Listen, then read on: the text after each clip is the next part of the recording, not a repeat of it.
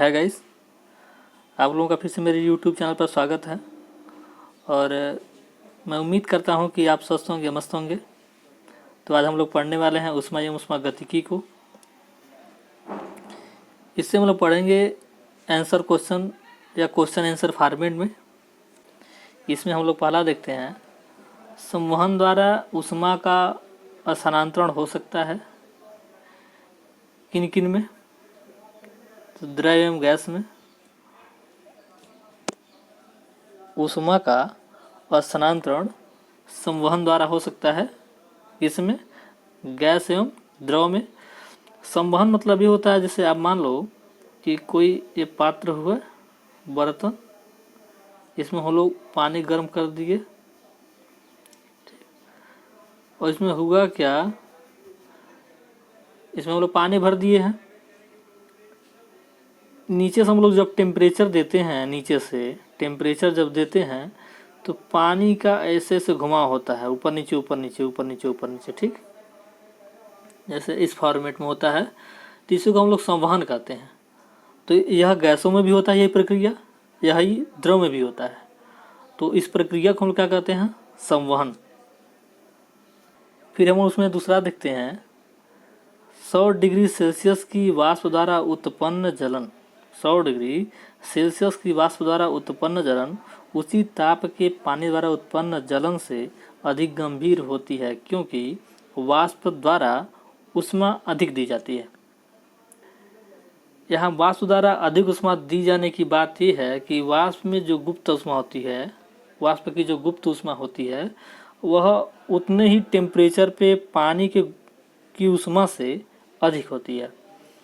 तो गुप्त ऊष्मा होता क्या, जो सामान्य ऊष्मा होती है उसमें एडिशनल हो जाता है। तो उस एडिशनल ऊर्जा की वजह से हम लोगों को जलन अधिक महसूस होता है उसी टेम्परेचर पे, पानी के जलन की तुलना में उसी टेम्परेचर पे गैस के जलन से, ठीक। इसमें हम लोग तीसरा देखते हैं, भाप से हाथ अधिक जलता है।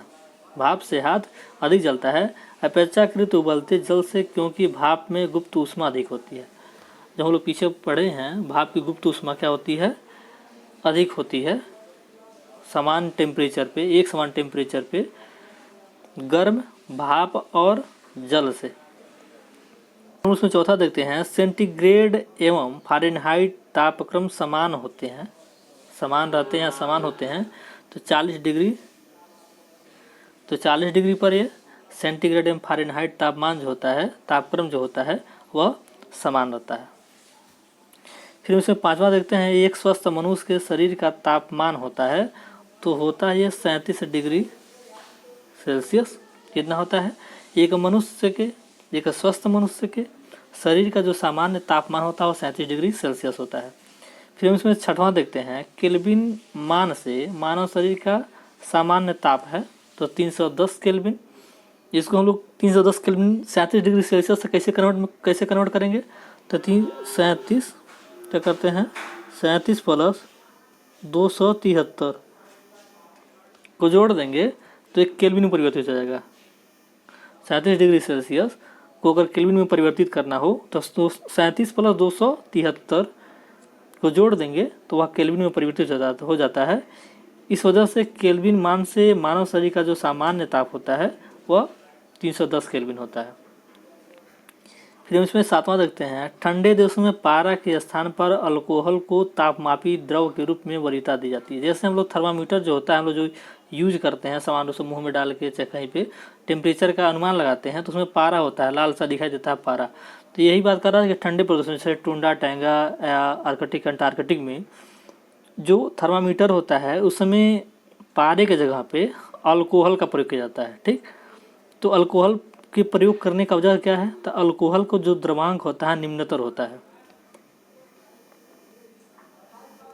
क्या होता है? निम्नतर होता है। किससे? पारे से। फिर हम इसमें आठवां देखते हैं, स्वचालित इंजनों हेतु हिमरोधी के तौर पर प्रयुक्त होता है एथिल ग्लाइकॉल, ठीक। यानी कि जो स्वचालित इंजन होते हैं, जैसे अगर हम बात करें स्वचालित जो इंजन है, बाइक है या कोई भी गाड़ी है, अगर हम ठंडे प्रदेश में जाते हैं तो होता क्या है, जो तेल जो होता है उसमें जमाव उत्पन्न होने लगता है। तो जमाव न हो इसीलिए एथिल ग्लाइकॉल का प्रयोग किया जाता है।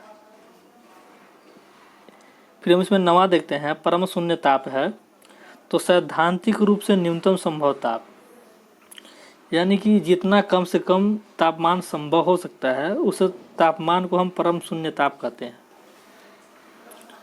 इसमें हम देखते हैं 0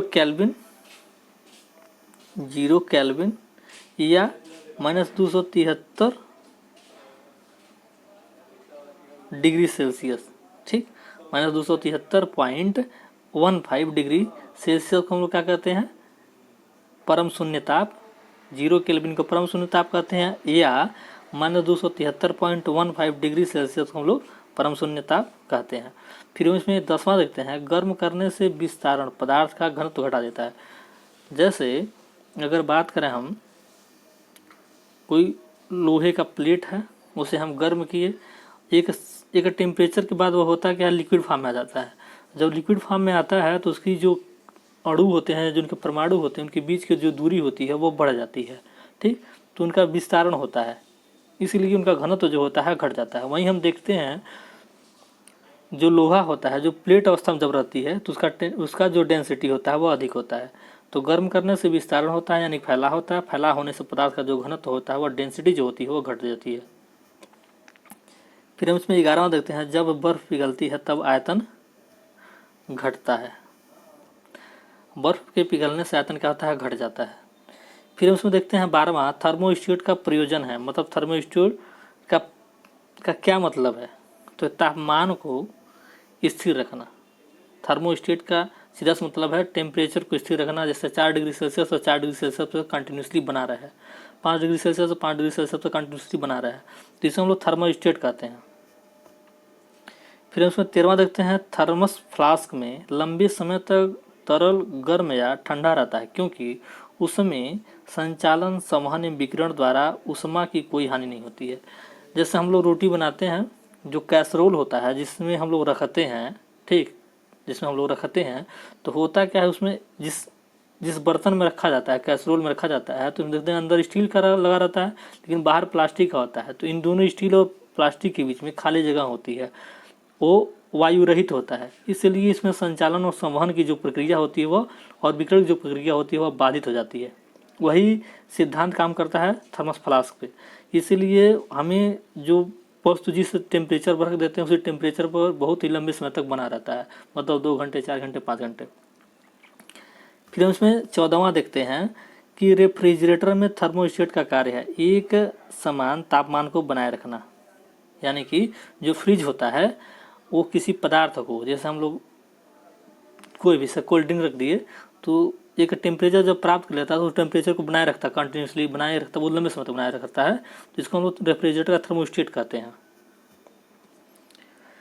फिर हम इसमें देखते हैं 15वां, रेफ्रिजरेटर में खाद्य पदार्थ ताज़ा रखने हेतु सुरक्षित तापमान है 4 डिग्री सेल्सियस, यानी कि 4 डिग्री सेल्सियस पे जो खाद्य पदार्थ रखा जाता है वह लंबे समय तक सस्टेन करता है, लंबे समय तक उसी रूप में बना रहता है, यानी कि स्वच्छ रहता है, ताज़ा रहता है। फिर हम देखते हैं 16वां, जब सीले बिस्कुट, यानी कि जो कुरकुरा नहीं होता है, जो काटने पर कड़ाक कड़ाक न करे, भूसा लगे, उसे हम सीला बिस्कुट कहते हैं, तो सीलन आ जाती है उसमें। जब सीले बिस्कुट को थोड़ी देर के लिए फ्रिज के अंदर रखा जाता है तो वह कुरकुरा हो जाता है, क्योंकि फ्रिज के अंदर आर्द्रता कम होती है, यानी कि नमी कम होती है, इसलिए अतिरिक्त नमी अवशोषित हो जाती है। किससे? उस सीले बिस्कुट से। सीले बिस्कुट में यानी कि जो जिसमें सीलन लगी है, जो नरम बिस्कुट है, उससे होता क्या है, जो आर्द्रता वो सोख रखा है उस आर्द्रता को रेफ्रिजरेटर खींच लेता है। उस रेफ्रिजरेटर खींचने की वजह से वो होता क्या है, टाइट हो जाता है, खाने पे करर करर करता है, मज़ा आता है, कुरकुरा रहता है। फिर उसमें 17वां देखते हैं, बर्फ़ का टुकड़ा पेय को ठंडा बना देता है। बर्फ़ का टुकड़ा ठंडा बना देता है क्योंकि बर्फ़ पिघलने के लिए पेय से गुप्त ऊष्मा लेती है। बर्फ़ पिघलने के लिए पेय से गुप्त ऊष्मा लेती है जिससे पेय ठंडा हो जाता है। जैसे देखते होंगे जो पार्टी होती हैं बड़ी बड़ी, तो उसमें देखते होंगे एक चमटे से उठा के उसमें हम लोग डालते हैं, जो गिलास होता है हम लोग तो नहीं डालते हैं, लोग डालते हैं, चम्मच एक चमटी से उठा करके जो सोडा वोडा होता है वो डालते हैं लोग, क्या बर्फ़ का टुकड़ा होता है डालते हैं ताकि ठंडा हो जाए। तो जो गर्म पेय पदार्थ होता है, जिस गिलास में डालते हैं, जिस पानी में डालते हैं, चाहे जिस लिक्विड में डालते हैं, उसकी जो गुप्त ऊष्मा होती है, वह बर्फ़ क्या करता है, सोख लेता है। जब सोख लेता है तो उसकी गुप्त ऊष्मा नीचे चली जाती है, उसका टेम्परेचर निम्न हो जाता है, निम्न होने की वजह से ठंडा हो जाता है। यह है 17वां।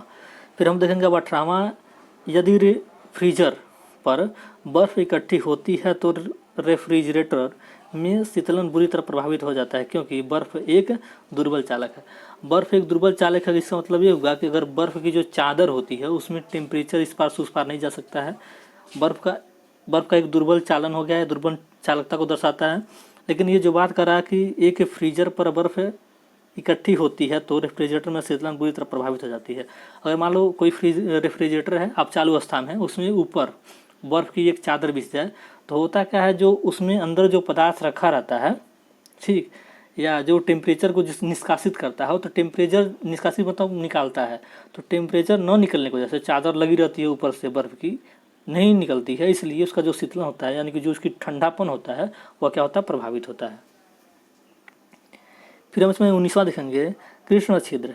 कृष्ण छिद्र एक ऐसा खगोलीय अस्तित्व है जिसे दूरबीन से नहीं देखा जा सकता, क्योंकि कृष्ण छिद्र पर गुरुत्वीय क्षेत्र इतना प्रबल होता है कि यह प्रकाश को भी अपने में से या बच निकलने नहीं देता है। ठीक, तो इसका मतलब ये हुआ, जैसे हम लोग करते हैं ब्लैक होल, यहाँ पर कृष्ण छिद्र मतलब होता है ब्लैक होल, तो ब्लैक होल में जो गुरुत्वाकर्षण जो क्षमता होती है, आकर्षण की जो क्षमता होती है, बहुत ही ज़्यादा होती है, इसलिए प्रकाश जब उसमें घुस जाता है तो नहीं निकल पाता है।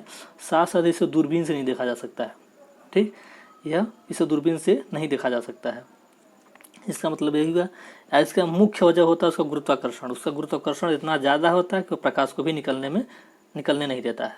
फिर हम देखते हैं इसमें 20वां, शीशे की छड़ जब भाप में रखी जाती है तो इसकी लंबाई बढ़ जाती है, साथ इसकी चौड़ाई भी बढ़ जाती है, यानी कि लंबाई और चौड़ाई दोनों क्या होता है, बढ़ने लगता है, यदि शीशे की छड़ को हम लोग भाप में रख दें। फिर हम देखते हैं 21वां, ठंड के दिनों में लोहे के गुटके और लकड़ी के गुटके को प्रातः काल में छुएं तो लोहे का गुटका ठंडा लगता है, क्योंकि लकड़ी की तुलना में लोहा ऊष्मा का अच्छा चालक है। इसका मतलब ये हुआ कि जैसे हम लोग ठंड का दिन हो और बाहर खुले में एक लकड़ी का गुटका और एक लोहे का गुटका रख दें, तो जब सुबह हम लोग उसको टच करते हैं, छूते हैं, तो देखते हैं उसका जो लोहा का जो गुटका होता है वह बहुत ही ज़्यादा ठंडा लगता है, लेकिन वही लकड़ी का जो गुटका होता है उसकी तुलना में कम ठंडा लगता है। तो इसके पीछे मुख्य कारण उनकी क्या होती है, इसके पीछे इनका मुख्य कारण होता है चालकता, यानी कि उनकी चालकता, लकड़ी की चालकता कम होती है और लोहे की जो चालकता होती है वह अधिक होती है। फिर उसमें 22वां देखते हैं, यदि हवा का तापमान बढ़ता है तो उसकी जलवाष्प ग्रहण करने की क्षमता बढ़ जाती है। जाहिर सी बात है कि अगर हवा में नमी ज़्यादा हो तो वह जलवाष्प को बहुत कम ग्रहण करता है, लेकिन वही हम देखते हैं जैसे न हवा में नमी हो, मतलब ये किस जून जुलाई का महीना हो, मई जून जुलाई का, इस समय होता क्या है, वहाँ हवा में आर्द्रता यानी नमी बनी रहती है, इसलिए वह उतनी आर्द्रता नहीं सोख सकता है बाहर से जितनी हम लोग देखते हैं मार्च अप्रैल के महीना में, मई के महीना में सोखता है। तो इस टाइम नमी अधिक होती है, इसलिए उनकी जो क्षमता होती है, उनमें आर्द्रता होती है वो अधिक होती है, इसलिए वो सोखने में असक्षम होते हैं। फिर हम इसमें 23वां देखते हैं, तेज हवा वाली रात्रि में ओस नहीं बनती है क्योंकि वाष्पीकरण की दर तेज होती है, यानी कि तेज हवा के चलने को वजह से वाष्पीकरण जो होता है वह बहुत तेजी से होता है, इसलिए ओस जो होता है वह नहीं बनता है। फिर हम देखते हैं डेजर्ट कूलर द्वारा शीतलन आधारित है वाष्पन शीतलन पर, यानी कि वाष्पित हो जाता है और शीतलित कर देता है, यानी कि ठंडा कर देता है डेजर्ट कूलर। फिर हमसे देखते हैं 25वां, कमरे को ठंडा किया जा सकता है संपीड़ित गैस को छोड़ करके। संपीड़ित गैस को छोड़ दिया जाए तो कमरे को ठंडा किया जा सकता है। तो संपीड़ित गैस अन्य जैसे मशीनें भी छोड़ती हैं जो हमें कूलिंग देती हैं, कूलिंग करती हैं रूम को, तो यही बात है इसमें। फिर हम ये वीडियो हो गया समाप्त। वीडियो बहुत महत्वपूर्ण है, इसे आप 2 बार 3 बार 4 बार देखा, पूरी अच्छे से समझ में आने लगेगा। तो हमें जो मैं थंबनेल में आप देखे होंगे, इसमें IAS, PCS, UPPCS, BPS, UKPCS, UPPS, SSGD, तो इन सब में अधिकांश क्वेश्चन इनसे बनते हैं। और यहीं समाप्त नहीं होता है, 25 क्वेश्चन के बाद भी अगर क्वेश्चन होंगे, अभी आगे पढ़ाया जाएगा सेकंड वाले पार्ट में। तो इतना आप पढ़ें। अगर आपको वीडियो अच्छा लगता है तो वीडियो को लाइक कीजिए, शेयर कीजिए, सब्सक्राइब कीजिए। धन्यवाद।